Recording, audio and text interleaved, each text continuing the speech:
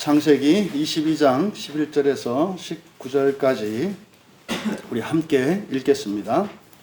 여호와의 사자가 하늘에서부터 그를 불러 이르시되 아브라함아 아브라함아 하시는지라. 아브라함이 이르되 내가 여기 있나이다 하매 사자가 이르시되 그 아이에게 내 손을 대지 말라. 그에게 아무 일도 하지 말라.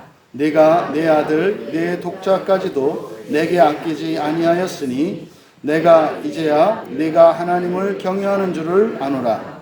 아브라함이 눈을 들어 살펴본즉 한 순양이 뒤에 있는데 뿔이 수풀에 걸려 있는지라. 아브라함이 가서 그 순양을 가져다가 아들을 대신하여 번제로 드렸더라. 아브라함이 그 땅 이름을 여호와 이레라 하였으므로 오늘날까지 사람들이 이르기를 여호와의 산에서 준비되리라 하더라. 여호와의 사자가 하늘에서부터 두 번째 아브라함을 불러 이르시되 여호와께서 이르시기를 내가 나를 가리켜 맹세하노니 네가 이같이 행하여 내 아들 내 독자도 아끼지 아니하였은즉 내가 네게 큰 복을 주고 내 씨가 크게 번성하여 하늘의 별과 같고 바닷가의 모래와 같게 하리니 내 씨가 그 대적의 성문을 차지하리라. 또 내 씨로 말미암아 천하 만민이 복을 받으리니 이는 내가 나의 말을 준행하였음이니라 하셨다 하니라. 이에 아브라함이 그의 종들에게로 돌아가서 함께 떠나 부엘세바에 이르러 거기 거주하였더라. 아멘. 잠시 기도합니다. 진리의 영이신 성령님, 이 시간 새해 첫날 첫 말씀으로 하나님 앞에 은혜 받기를 원하며 사랑하시는 주의 자녀들이 이곳 가운데 모였사오니 또 각 가정에서 참여한 모든 이들에게도 동일한 복과 은혜를 내려주시어 이 말씀의 능력의 역사가 나타나는 새해가 되게 하시고 그래서 하나님의 놀라운 구원의 일들을 전하지 않을 수 없는 새로운 한 해가 되게 하여 주시옵소서.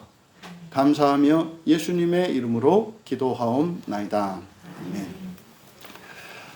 여호와께서 보이시게 하라라는 제목으로 2026년 첫 예배 송구영신 예배의 말씀 설교 제목으로 삼았습니다. 우리가 11절에서 19절까지 말씀을 읽었습니다만 22장 전체의 내용을 대략 살펴보고 정말 올해에 우리 광야교회 교인들에게 도전이 되고 또 그 하나님이 아브라함에게 약속하셨던 그 소망의 복이 모두에게 성취될 수 있기를 주님의 이름으로 축복합니다. 먼저 우리가 11절에 읽었습니다마는 22장은 1절을 먼저 보시면 이것이 이제 시험하는 장면입니다. 이 창세기 22장은 아브라함을 창세기 12장에서 부르셨고 아브라함에게 이제 약속을 하셨습니다.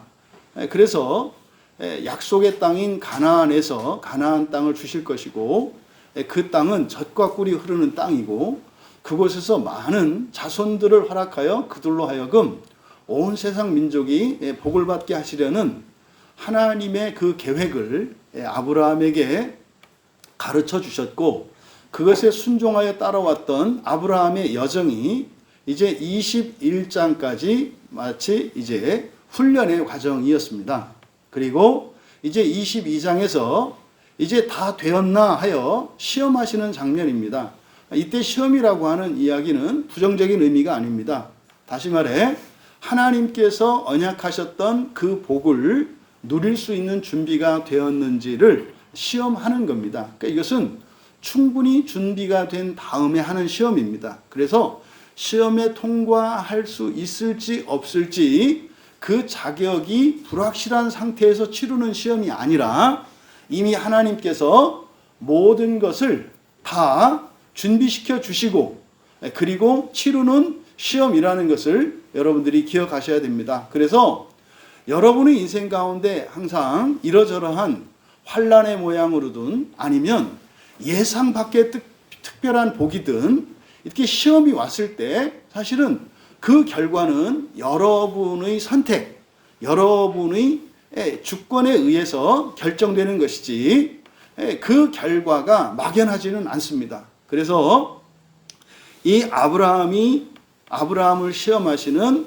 이 하나님의 뜻이 2026년을 살아가시는 여러분의 인생 가운데 이제 때가 되었고 준비가 되어서 하나님이 여러분을 시험하실 때 그 모든 시험들을 넘고 극복하여 복을 누릴 수 있으시기를 진심으로 축복합니다. 1절에서 그 일 후에 하나님이 아브라함을 시험하시려고 그를 불렀다. 그래서 아브라함아 내가 여기 있나이다.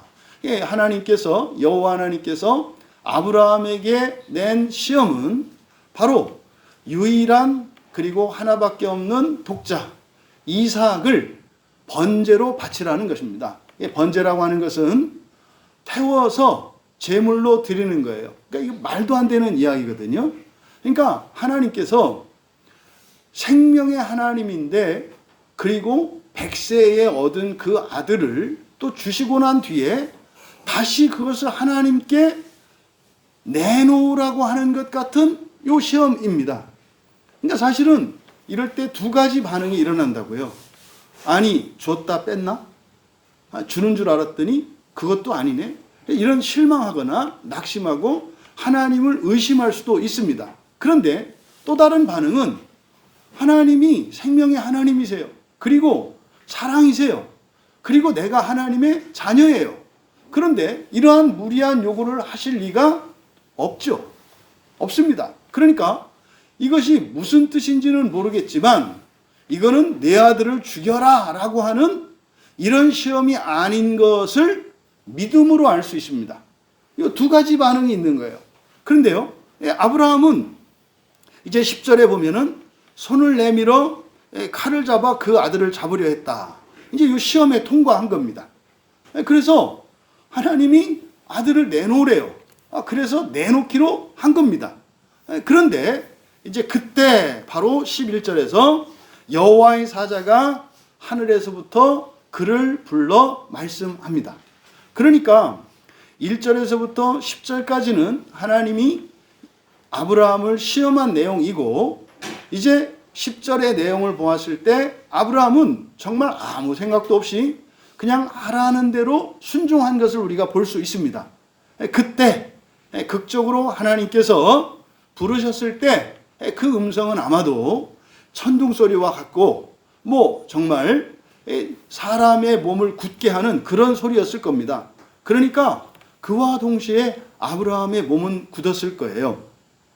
그래서 11절에서부터 하는 이 여호와의 사자의 이 말, 이것은 11절과 12절, 13절 여기에 거쳐서 이거는 이제 아브라함이 시험을 통과했다고 하는 천사의 통과 선언입니다. 그리고 그것에 따른 아브라함이 정말 시험을 통과한 것과 이제 시험을 통과한 아브라함에게 일어난 변화가 뭐냐면 소망이 됐어요. 소망이 됐다고요. 무슨 말이냐면 아브라함을 맨 처음에 가나안 땅으로 부르셨을 때 소망이라고 하는 것은 미래에 이미 이루어진 것입니다. 이것은 어느 나라에도 이런 단어는 없습니다. 그래서 하나의 단어로 미래 시제와 과거의 시제와 현재 시제를 동시에 나타내는 단어는 없어요. 그러니까 과거 시제에 이미 일어난 확실성, 그리고 주어지는 현재성, 그리고 성취될 미래성이라고 하는, 그래서 과거, 현재, 미래 모든 시제를 포함하고 있는 이 단어가 소망이라는 말입니다. 그런데 대부분 하나님이 소망의 말씀을 주셨을 때 대부분의 사람들에게는 미래 시제로 받아들여집니다. 미래 시제로 받아들이는 것은요, 현재성도 없고 과거의 확실성도 없어요. 그러니까 이 소망이 현재 나의 삶에는 실제적인 유익이 되지 않는다는 생각을 한다 이 말이에요.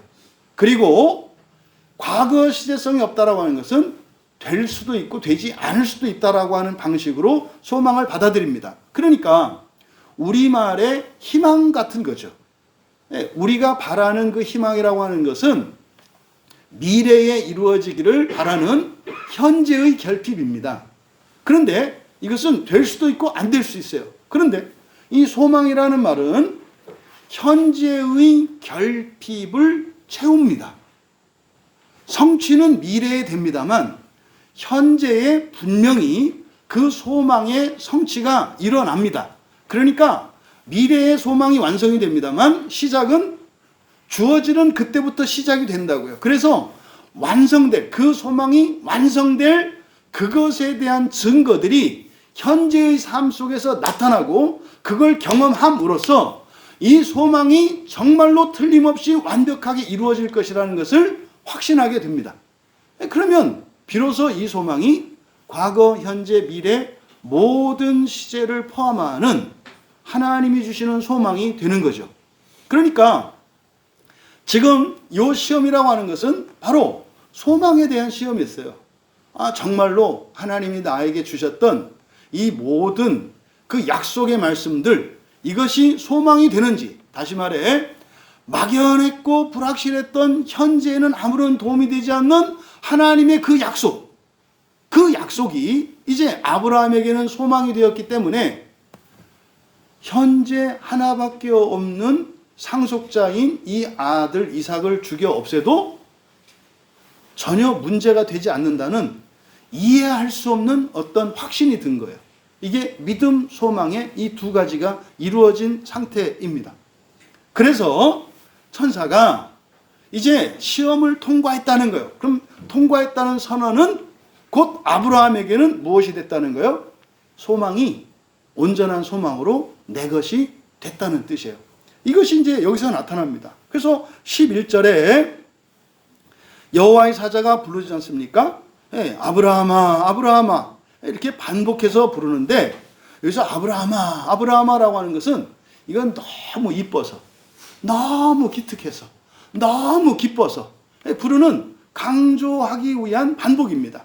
아브라함아, 아브라함아 괄호치고 어쩌면 이다시도 네가 사랑스럽더냐, 어쩌면 네가 이렇게 자랑스럽더냐라고 하는 하나님의 마음이 아브라함아, 아브라함아라고 하는 이 반복에 나타나 있습니다.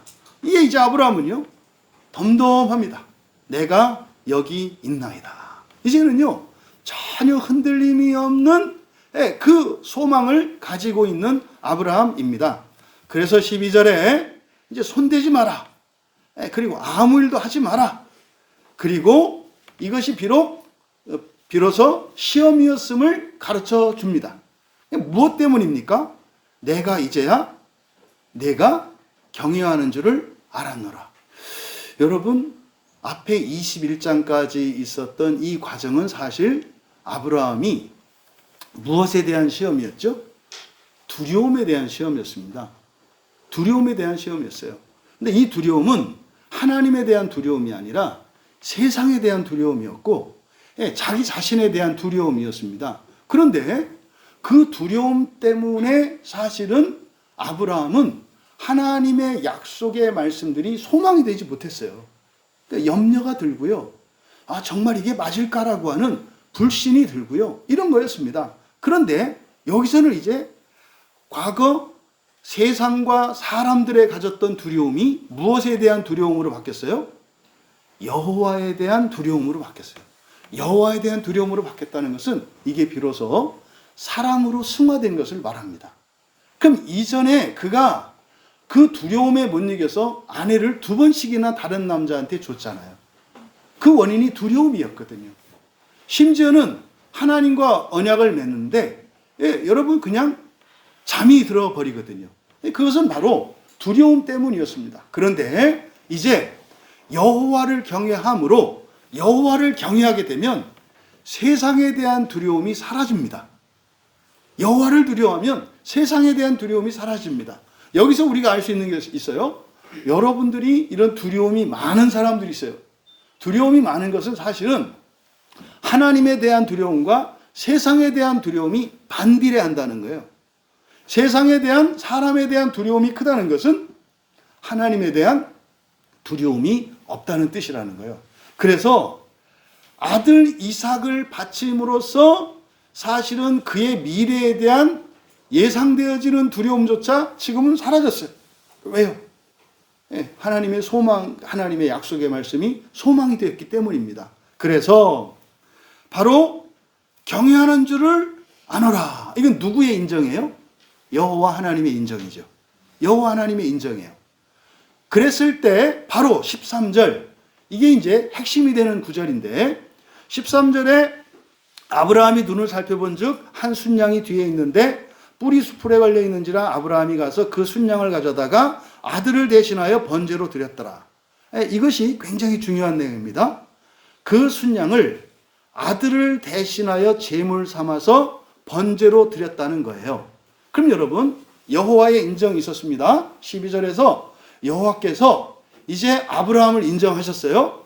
그리고 이제 순양으로 번제를 드렸어요. 그런데 순양을 드렸습니다마는 사실은 순양을 드린 것이나 이삭을 드린 것이나 아브라함에게는 똑같습니다. 다행이다, 안 죽었다가 아니에요. 똑같습니다. 이렇게 드리나 똑같습니다. 그러니까 하나님께서도 그 순양을 제물로 드릴 때 아들을 대신했다라고 하지만 이거는 등가예요. 같은 것입니다. 그래서 아브라함은 그 순양을 아들을 대신하여 제물로 드리라는 하나님의 말씀에 순종하여 그대로 번제로 드렸습니다. 여러분, 번제는 뭡니까? 이것은 전적인 헌신을 의미해요. 하나도 남김없이 전적인 헌신을 의미합니다.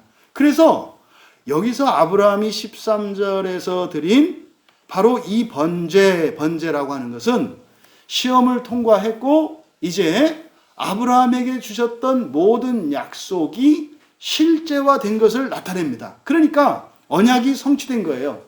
요거를 기뻐 받으시는 예배라 그래요.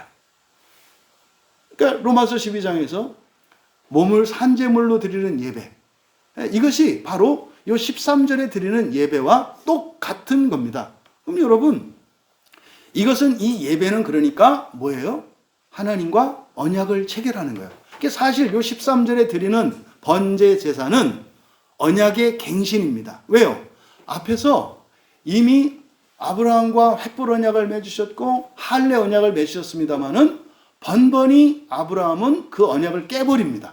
뭐 때문에? 두려움 때문에. 근데 이제는 그 두려움을 극복했습니다. 세상에 대한 자신의 미래와 과거에 대한 모든 것에 대한 두려움을 극복하고 오직 하나님 한 분만 경외하게 되었습니다. 이거는요, 이제 근본 감정을 사랑으로 승화시킨 것을 의미해요.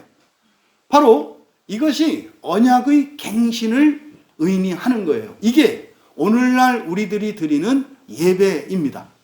그래서 오늘 우리들이 드리는 이 예배는요, 바로 새 언약의 예배이고, 우리가 그래서 예배에는 말씀과 성례가 중심이 되잖아요. 그래서 말씀하시는 하나님, 이거는요, 인정해요. 여러분께 말씀을 주시는 것은 여러분을 인정한다는 표시예요. 그러면 우리는 이 예배를 마치 아브라함이 자신의 독자를 온전히 드렸던 것처럼, 다시 말해 우리의 예배가 우리의 모든 것을 아낌없이 하나님께 드리는 그런 예배가 된다면, 그럼 여러분, 전적인 헌신으로 드리는 예배라고 하는 것은 아들을 죽이고, 여러분으로 말하면 여러분이 무슨 전 재산을 바치고 여러분이 교회에다 목숨을 걸고, 이거 아니다 말이에요.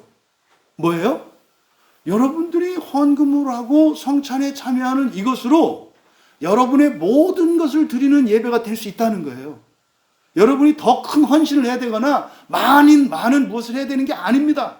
여러분의 마음이 정말 여호와를 경외하는 마음으로, 다시 말해 예수 그리스도를 사랑하는 마음으로 여러분들이 전적으로 예배에 참여할 수 있다면 그것이 바로 아브라함이 드린 번제가 되는 것이고, 이것은 언약의 갱신이 되는 거다 이 말이에요.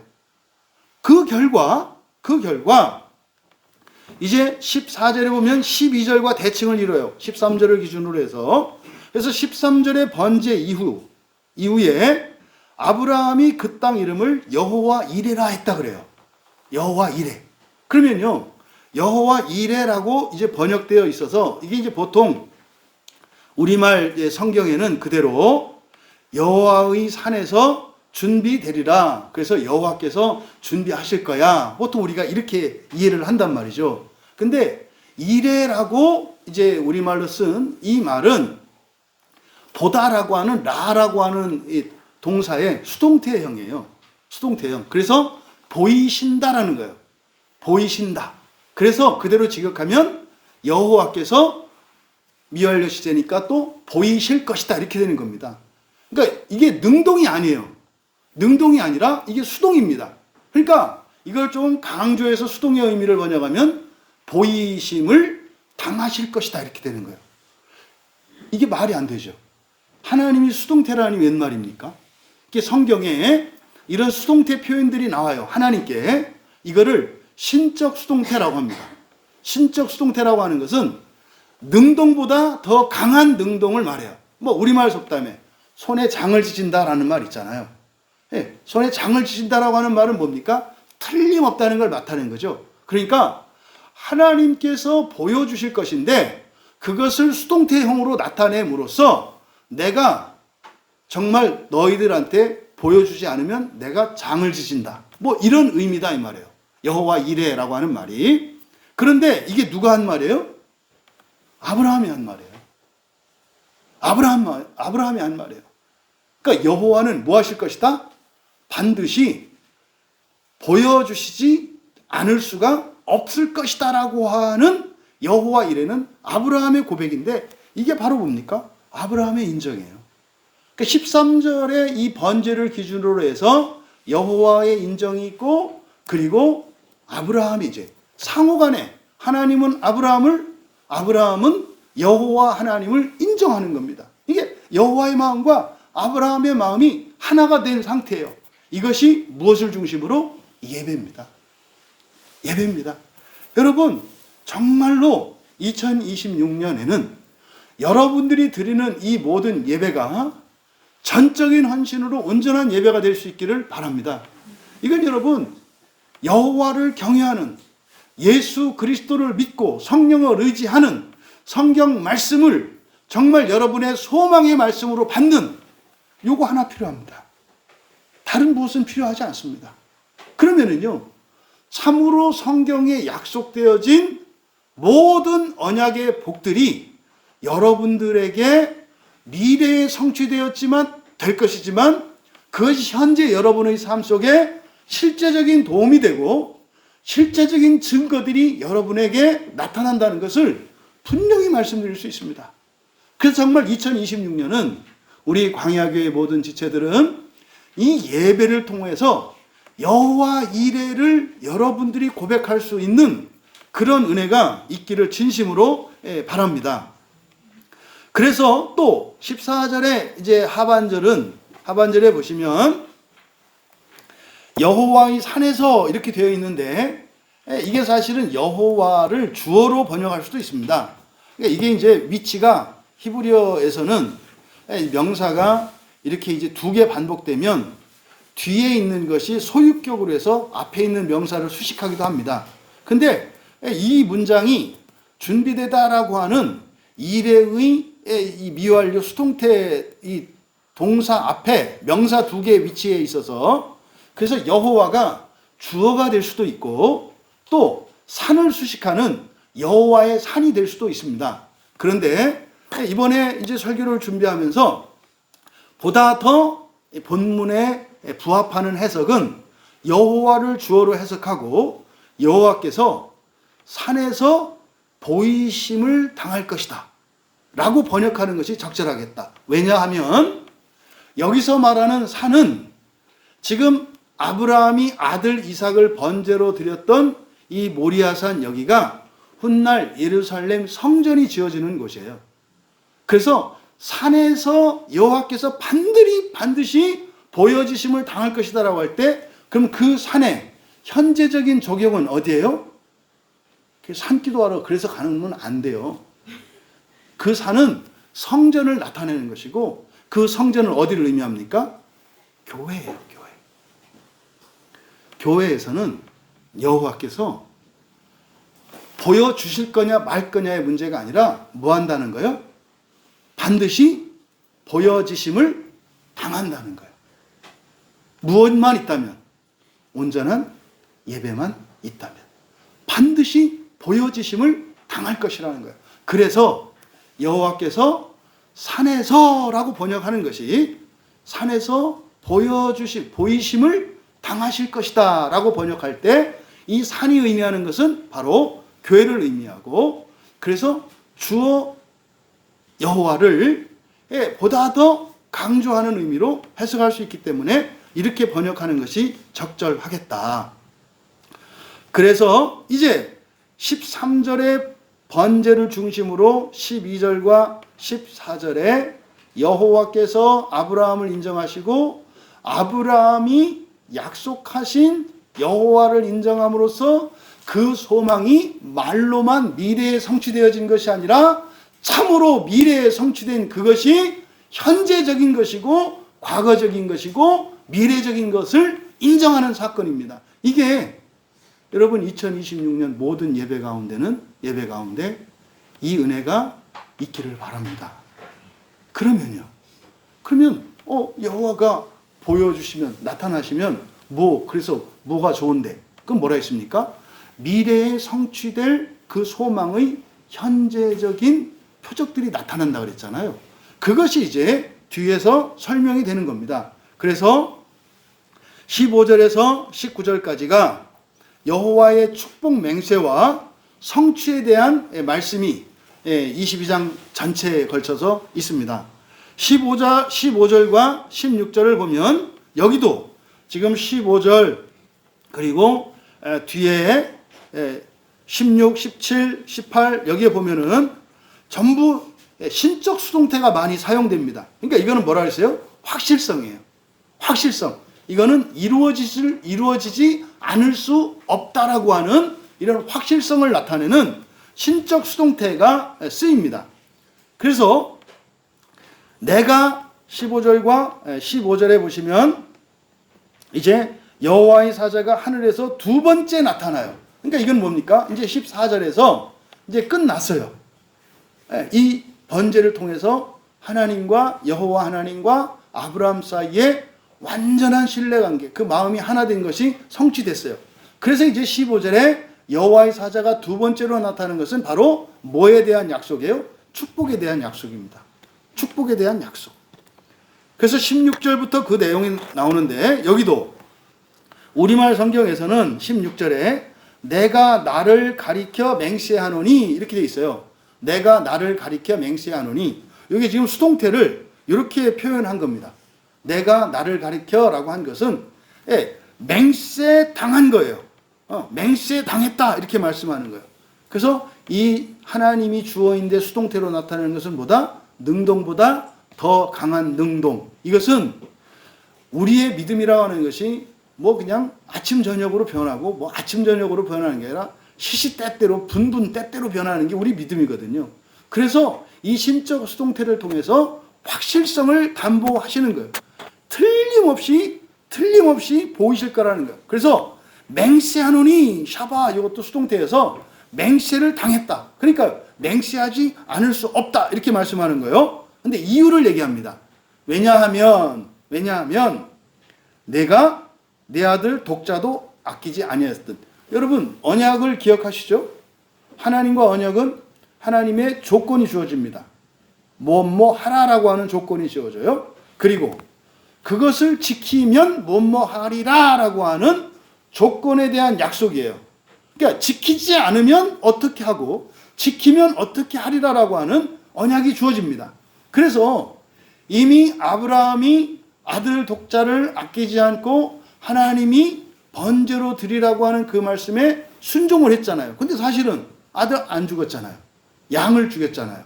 근데 그것으로 하나님은 뭐 했다 그래요? 아들을 바쳤다고 한다 이 말이에요. 아들을 바쳤다고. 그러니까 여러분 예배를 드리시는데요. 어떤 분은 예배를 드릴 때 자신의 모든 것을 다 바치는 분이 있어요. 모든 것을 바치는 분이 있어요. 근데 어떤 분은 예배를 드리는데 온전히 바치지 못함으로 해서 그 언약의 온전한 순종을 하지 못하는 게 있어요. 근데 여러분 여기서 제가 말하는 순종과 불순종은 실천적으로는 하나도 달라지는 거 없어요. 교회 나온 거 똑같아요. 예배 드리는 거 똑같아요. 근데 그것이 어떤 사람에게는 전적인 헌신의 온전한 예배가 되고, 어떤 사람은 그 예배를 드리는데 그렇지 못하다 이 말이에요. 그러면 여러분, 언약에는 순종에 대한 약속과 불순종에 대한 약속이 있어요. 근데 지금 여기는 아브라함이 순종을 했기 때문에 바로 순종의 대가가 뭐예요? 하나님이 빚졌다는 거예요. 그렇잖아요. 언약을 맺었는데 하나님의 조건을 여러분들이 이행했어요. 그럼 이제 누가 하실 차례예요? 하나님. 그래서 이거를 신적 수동태로 나타낸단 말이에요. 이런 경우에는 하나님한테 뭐 이렇게 잘 보이려고 할 필요도 없고, 이땐 여러분이 뭐 하셔도 된다? 당당하게 요구하실 수 있다. 당당하게 요구하실 수 있다. 지금 아브라함에게 바로 이 말씀을 하시는 거죠. 나는 너한테 사실은 맹세 당했어. 왜? 네가 먼저 순종했기 때문에. 여러분, 하나님의 이런 수동적 맹세의 원인이 순종이었다는 것을 기억하시고, 여러분들의 순종을 통해서 하나님 맹세 당하시는 하나님이 되시기를 진심으로 원합니다. 그러면 하나님이 보여주시겠다라고 하는, 그리고 하나님이 그것을 맹세 당하셨다라고 하는 이 신적 수동태를 통해서 우리에게 유익이 되는 것이 무엇인가? 이제 그 뒤에 있는 내용이에요. 17절에 여기도 이제 왜냐하면 이라고 이제 약속이 됩니다. 왜냐하면 이유를 설명을 하는데, 내가 지금 우리말 성경의 17절을 보시면 내가 네게 큰 복을 주고 내 씨가 크게 번성하여 하늘의 별과 같고 바다의 모래와 같게 할 것이다.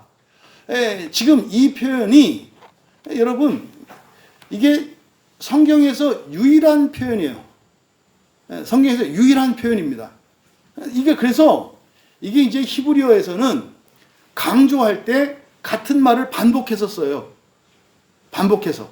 그래서 반드시 틀림없이 꼭 이런 의미를 나타내는 방법이 똑같은 단어를 반복하거든요. 그런데 여기는 그냥 반복한 게 아닙니다.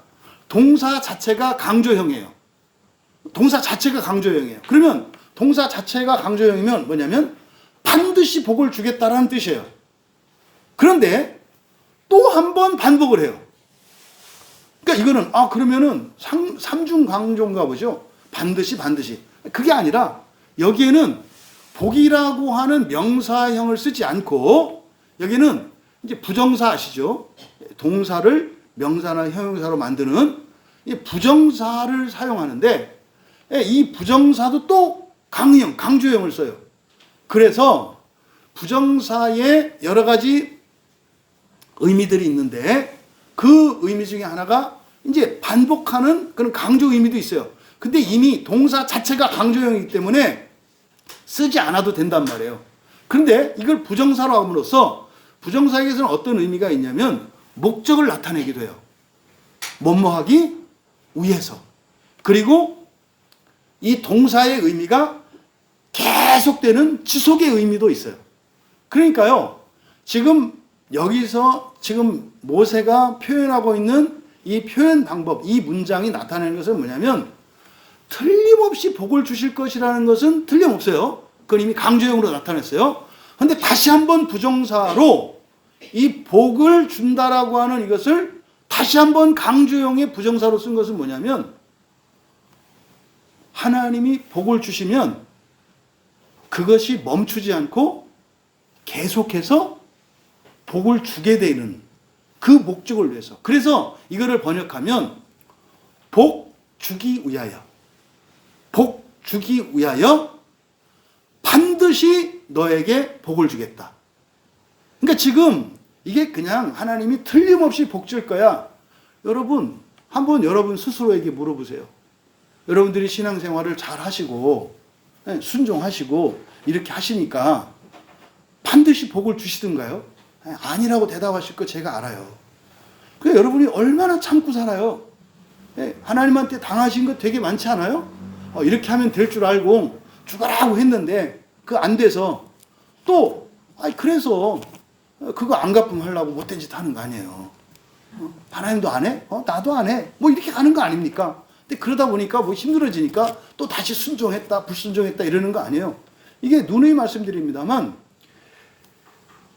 작년에 특별히 하나님이 이제 우리 교회에 주셨던 말씀의 은혜를 한마디로 요약한다면 하나님이 먼저 우리를 택하시고, 다시 말해 우리가 세상 사람들 가운데에서 먼저 예수님을 믿게 된 이것의 의미는 나의 구원과 나의 현실의 필요, 종말론적인 부활, 첫째 부활이죠. 이 모든 것은 먼저 하나님이 약속을 해주셨어요. 그러니까 그 말이 맞아요. 예수님을 믿고 정말 여러분들이 교회에서 예배를 드리시면서 신앙생활 잘한다면, 이때 신앙생활 잘한다는 것은 두 가지예요. 하나님의 말씀을 믿음으로 받아들이고 여러분들이 성찬을 통해서 언약을 갱신하면서 살아가는 것, 이게 신앙생활 잘하는 거예요. 뭐 성경 많이 읽고 뭐 봉사 많이 하고 기도 많이 하고 이게 잘하는 거 아니고요. 예배를 똑바로 들으시고 하나님 말씀을 믿음으로 받아들이고, 그리고 일상 속에 있었던 죄와 허물들, 다시 말해 언약을 지키지 못했던 불순종으로 인한 모든 화를 씻어내는 이 성찬의 유익을 누리는 겁니다. 이게 신앙생활 잘하는 거예요. 그 다음에 하나의 조건이 뭐냐면, 복을 주시는 목적이 사실은 뭐라고요? 복의 종착지는 내가 아니에요. 복의 종착지는 어디예요? 바깥에 있는 사람들이에요. 바깥에 있는 사람들이에요. 그러니까 왜 그동안 이 말씀 모르는 사람이 어디 있어요? 그런데 이렇게 반드시 복을 주시겠다고 하는 여호와 하나님이 그 약속을 꼭꼭 지킨다라고 간증하는 분들이 많지가 않아요. 그러니까 그 첫 번째 이유는 신앙생활을 잘못했기 때문이고, 또 하나 두 번째는 그 복의 이유가 무엇인지를 오해했기 때문이에요. 하나님이 주시는 이 언약의 복은요, 나를 통해 세상을 향합니다. 나를 통해 세상을 향한다. 그러니까요, 하늘로부터 부어지는 하나님이 주시는 그 언약의 복이 들어오는 문을 앞문이라고 한다면, 그 복을 받아 누리기 위해서는 세상으로 가는 뒷문이 열려 있어야 돼요. 뒷문. 옆문은 새는 거고, 쓸데없이 새고 뭐 사고 나고 이상한 데 돈 들어가고 힘쏟고 막 하는 거, 이건 옆문으로 새는, 곁길로 새는 거고, 앞문과 뒷문이 활짝 열려 있어야 돼요. 그래서 여기서 이 번역을 지금 우리처럼 큰 복, 여기는 큰이라고 번역했어요. 다분히 이게 아주 세속적인 거예요. 그래서 사실은 이 큰이라고 번역하면 적절하지 않고, 이걸 강조의 의미로 번역한다면 반드시 틀림없이 이렇게 번역을 해야 돼요. 근데 다분히 큰 복을 주겠다 할 때, 여러분, 큰 복을 주겠다라고 번역한 그 사람의 의도와 목적이 이 땅에 있을까요? 땅의 삶일까요? 하나님 나라의 삶일까요? 땅이죠. 왜요? 하늘나라는 사실은 크고 작은 이런 게 없거든요. 그러니까 이 자체가 번역이 그렇게 된 거고, 그래서 여기서 큰 복을 준다라고 이렇게 번역되어 있는데, 여기는 그대로 직역을 하면 내가 복 주기 위해 너를 반드시 축복할 것이기 때문이다. 뭐라고요? 내가 복 주기 위해서 반드시 너를 축복할 것이다. 그러니까요, 앞에 복 주기 위하여라고 할 때는 이 복이 어떻게 해요? 세상 끝까지 모든 사람에게까지 지속적으로 복이 흘러가게 한다는 거예요. 그래서 그 통로로 너를 사용한다는 의미다 이 말이에요. 근데 너무나 많은 그리스도인들이 저수지를 만들어 놓고, 또 어떤 사람들은 막 포크레인 부르고 막 지게차 불러 해가지고 댐을 만들어 놨어요. 댐을 만들어 놓고 거기다가 이제 가두려고. 여러분, 그때 그 복은 똥물입니다. 그냥 복이 와도 썩어요. 썩게 돼 있어요. 수문을 활짝 열어놨을 때 그 복이 임한다는 사실, 이거를 우리들이 몰랐어요. 여러분들이 이 생각이 바뀔 수 있기를 바랍니다. 이거는 여러분의 지성의 변화로만 이게 가능해요. 아, 내가 다 주기로 하면 그냥 무한대로 나한테 부어지는 것이구나. 이걸 여러분들이 염두에 두시기 바라요. 제발 아니 일단 내 문제를 해결하고 나서 시작하자니까요. 이렇게 가시지 말라고. 그렇게 말씀하시는 분들에게 현재 필요하다 채워지면 여러분들은 댐을 2배로 지을 사람들이에요. 그건 여러분 복이 아니라 저주고 화가 됩니다. 여러분들이 현재 핍절한 상태에서라도 이 말씀을 여러분들이 받아들이셔서 그러면 문이 좁을 수 있어요. 여러분들이 좀 이렇게 여유가 있다면 문이 크겠죠. 어떤 문이? 뒷문이.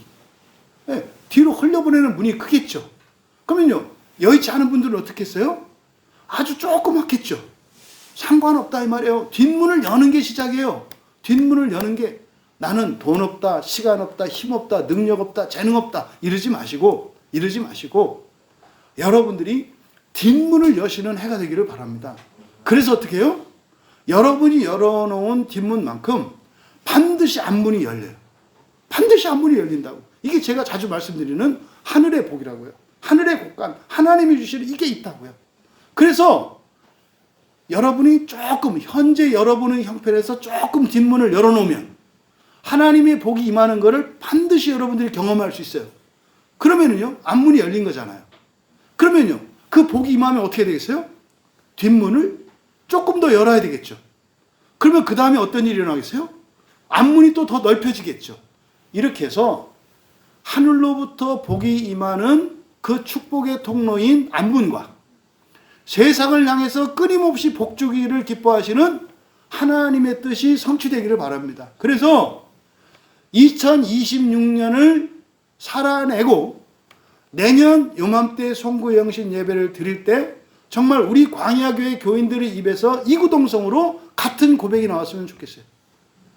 하나님, 정말 2026년을 살고 난 뒤에 저에게는 어떤 결핍도 없고 저에게는 미래에 대한 염려도 없고 정말 저를 통하여 하나님이 복을 흘려보내셔서 제 주변에 있는 만민들이 살아난 것이 참으로 자랑스럽고 영광스럽습니다.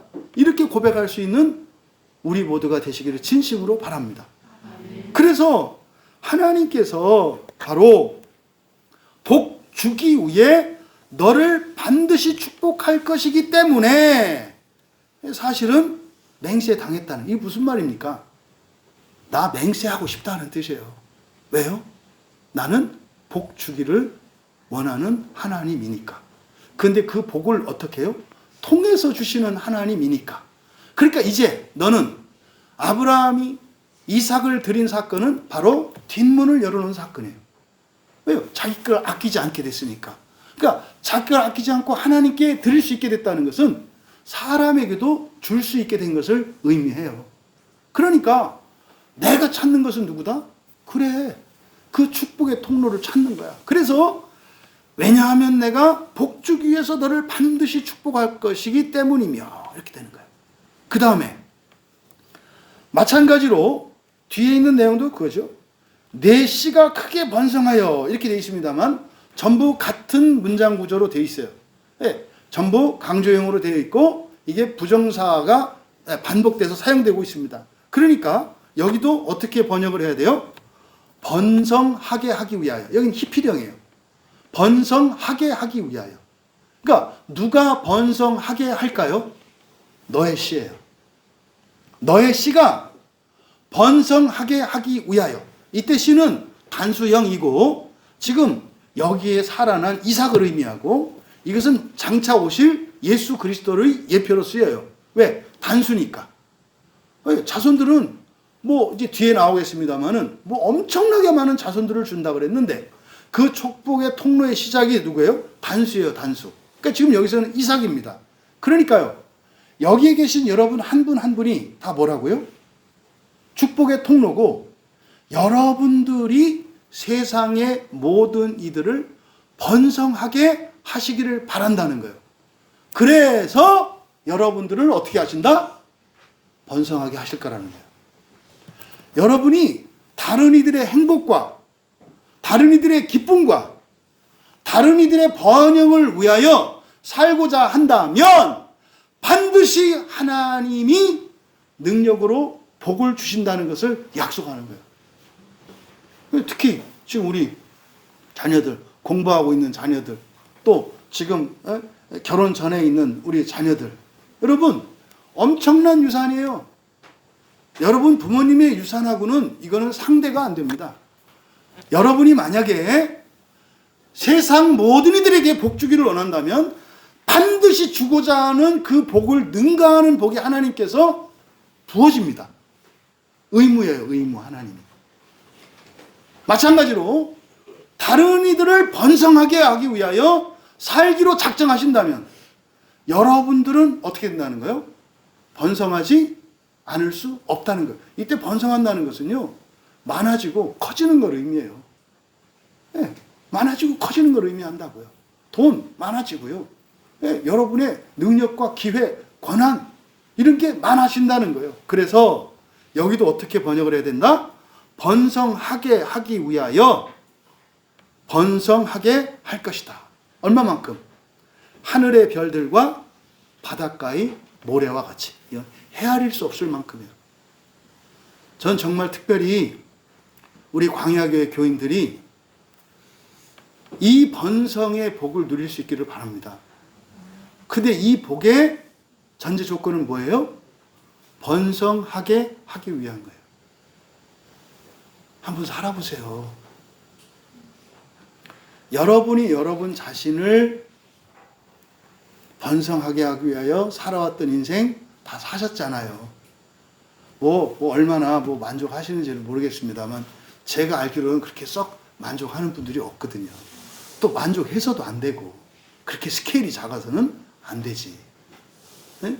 우리 명기 오랜만에 왔는데 힘껏 자신을 위해서 번성하게 하는 삶을 살지 말고 다른 사람을 번성하기 위해서 잘 살고 있다는 얘기를 들어서 기뻐.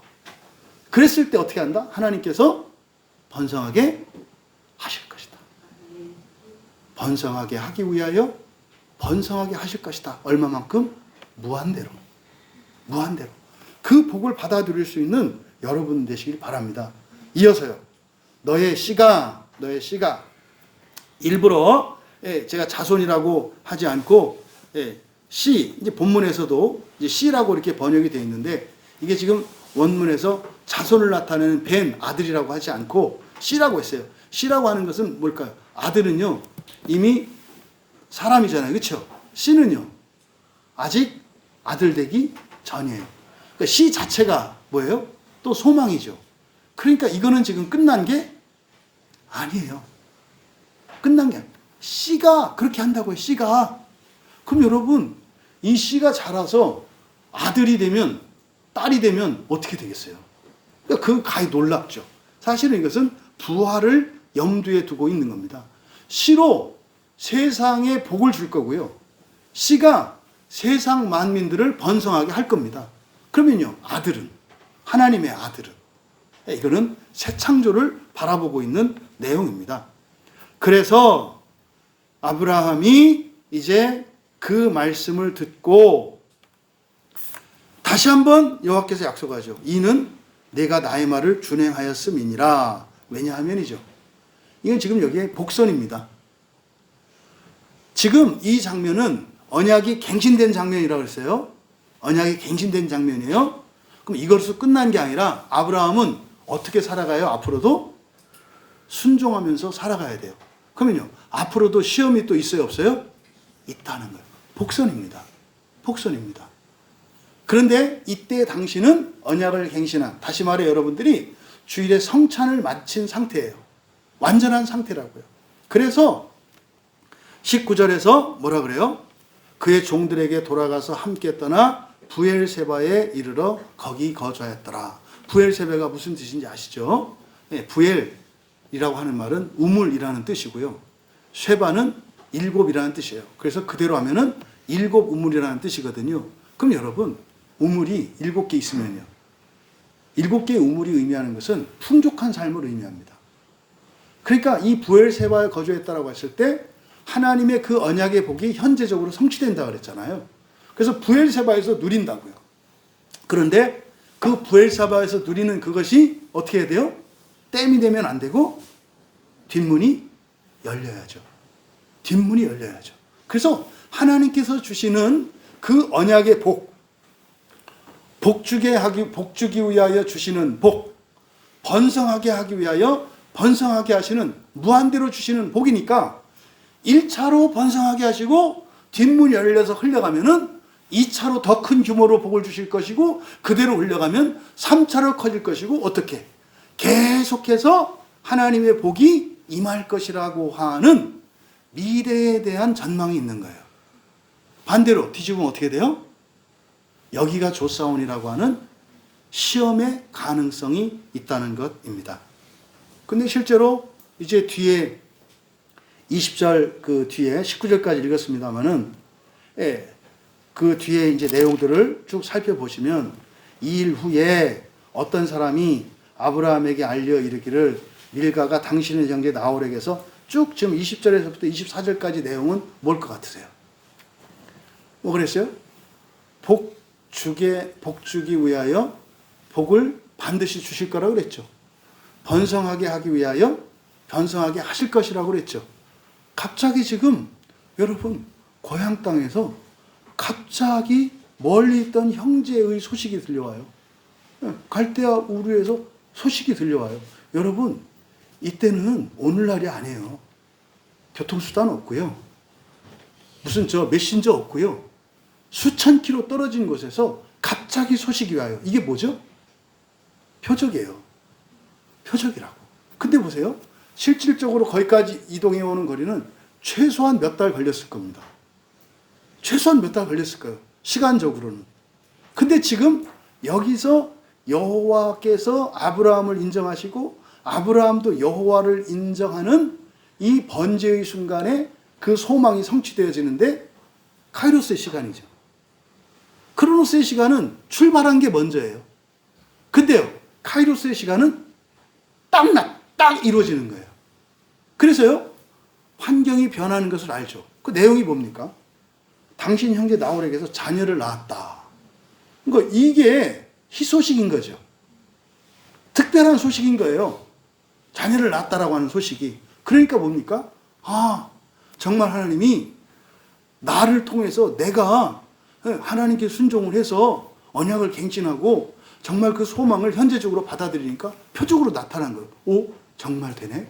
그런데 놀라운 것은 그 뒤에서 누가 납니까? 맨 끝에 보시면은 부두엘에게서 리브가를 낳았고 23절에 리브가가 누구예요? 지금 이 아들의 아내예요. 살아난 이 아들의 아내가 준비되었다는 거예요. 이게 지금 표적으로 나타난 겁니다. 여러분, 정말 여러분들이 이 여호와 이레의 신앙 고백을 하시는 올해 한 해가 되시기를 진심으로 축복합니다. 그것의 핵심은 어디에 있다고요? 자신의 생명과 삶과 모든 것을 번제로, 다시 말해 전적으로 하나님께 모든 것을 내어드리는 예배입니다.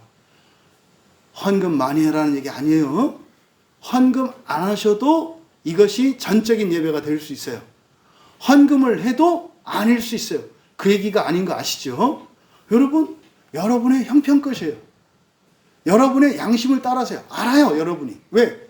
우리 안에 성령이 계시기 때문에 나의 헌신이 무엇인지 다 압니다. 그리고요, 아무리 작은 것으로도 모든 것을 드리는 게 될 수 있습니다. 반대로 아무리 큰 것으로도 모든 것을 드리는 것이 아닌 것이 될 수도 있습니다. 부디 올해 한 해 이 온전한 예배를 통해서 여러분들이 시험을 통과하시고, 그러니까 여러분들이 온전한 예배를 드리는 게 아브라함이 아들 독자 이삭을 번제로 드리는 것과 똑같다는 거예요. 예배가. 그러면 그것이 바로 뭡니까? 이제 시험을 통과하는 거잖아요. 시험을 통과하는 거잖아요. 그럼 시험을 통과하면 여호와 하나님의 인정이 있다고요. 그래서 여러분들을 축복의 통로로 사용하신다는 거죠. 그러려면 여러분들에게 어떤 고백이 있어야 된다? 여호와 이레. 여호와 이레. 여러분들이 토요일 저녁부터 또 주일 아침에 교회로 나오실 때 여호와 이레를 선포하실 수 있는 여러분 되시기 바랍니다. 그러면 여러분에게 하나님께서 복을 주지 않으실 수 없는, 복을 주지 않으실 수 없는 그런 하나님이 되신다는 약속이에요. 그런데 거기에 조심해야 되는 시험 한 가지가 뭐다? 가두려 하지 말고 축복의 통로로 살기로 결단해라. 축복의 통로로 살기를 결단해라. 그래서 여러분들의 필요와 여러분들의 소원은 하나님께 맡기시고, 여러분은 스스로 자신의 필요를 채울 수도 없고 하늘의 은혜를 알지도 못하는 그들의 필요를 채워주는 삶을 살기로 결단하셔라. 그렇게 하셔서 정말 그 복을 마음껏 누리시고 펼치시고, 정말 나는 아무것도 아니고 그저 축복의 통로일 뿐입니다. 하지만 하나님께서 저를 통해서 주신 복이 차고 넘치나이다.